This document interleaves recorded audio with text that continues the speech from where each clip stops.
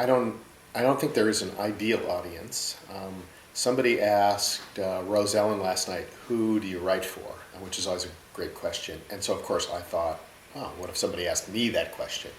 And I think what I came to realize in listening to her give her answer was that actually I'm my ideal audience. And so I guess the way that I conceive of it is that I've always considered myself a sort of very normal sort of person. And I do have obviously a more sophisticated musical background than some. But if I write music that I genuinely respond to, I feel like other people who are like me, if they give it a chance, will be able to respond to it as well.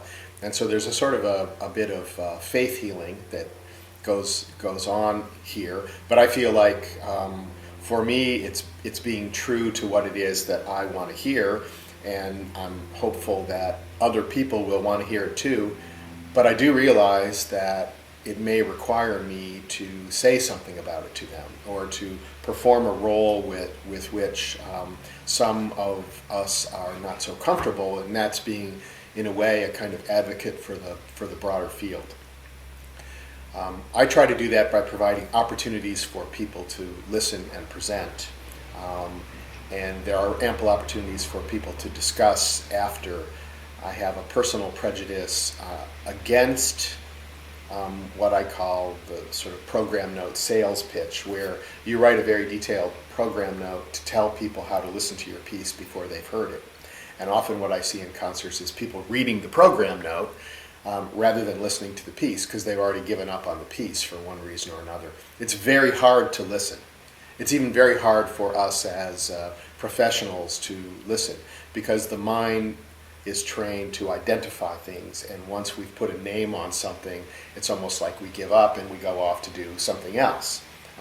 So it's very hard, if you're being honest, to really listen with full attention. So what I hope to do is provide people with opportunities for that, and then after they've heard, we can talk about what was going on, and then often, this is something that used to be done more often than it is now, maybe the piece is played again. So you have then a second chance to to be able to hear a work after there's been an opportunity for you to make a first impression and then listen to a discussion about it. So I think our audience is dwindling. I think that a lot of composers and artists have tried to reach for the audience in very concrete ways, and I'm not sure that that is successful either. So I think there's only one real premise here. An artist has to be true to himself or herself, and that the artist then has to be willing, in a way, to take the extra step, given the kind of a gap between where the artist may be and where an audience member may be, to help fill that in.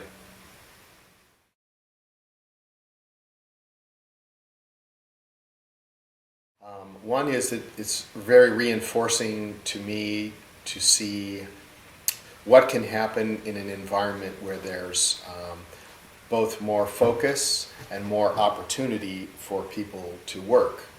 So I've been running a PhD program for about 30 years and have mentored well over 40 people through their PhD. And one of the things that is frustrating about that experience is how distracted they are by all of the academic requirements. They have to finish their degrees, they have to take a bunch of classes. There's a tendency to think about even their own creative work as a requirement for a degree rather than what I would call real work. Because when you're in these situations, you're trying to find a way to create your own way of working, the beginnings of your own body of work, and so forth. So for me, what I would say is, and I talked with you about this a bit in the van last night, the idea that one could try to, even within a structured program like a PhD program, find breakout potential, where I would grab a group of my students and we'd say, we're going to take 10 days, and we're going to find, if we can find 10 days where the Atlantic Center will let us come down, we're going to come down as a group, and we're going to, for those 10 days, it's just going to be complete blitzkrieg focus, essentially. Because what I have seen is what people are capable when they're in that circumstance, when they can really focus, when they can really get on fire. That's the best way to put it. When you come here, you have the opportunity, not everybody does it, you have the opportunity to catch on fire, right? So maybe nothing happens, and then all of a sudden, the gas goes on and you have this big blaze. You don't see that very often in academic programs, and you don't see it in situations which are different than this one. So I've seen a few places that are like this, but this one, I think paradoxically, because there's no requirement, this one allows for that much more. And in watching people get, basically in this last week to 10 days, just sort of like watch people running around. They're not sleeping, their hair, they look terrible, all this kind of stuff, because now they realize, wow, I'm really working this. And maybe for many people it's like, this is what work is. I finally discovered what it is to work. And because that's what you hope for. You hope that a project almost takes you over in a sense.